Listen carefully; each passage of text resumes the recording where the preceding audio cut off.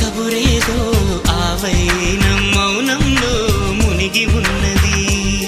చిగురాకు చాటు చిలక ఈ అలజడి ప్రేమేగా, అనుకోని దారి గనక ఈ తికమక తప్పదుగా.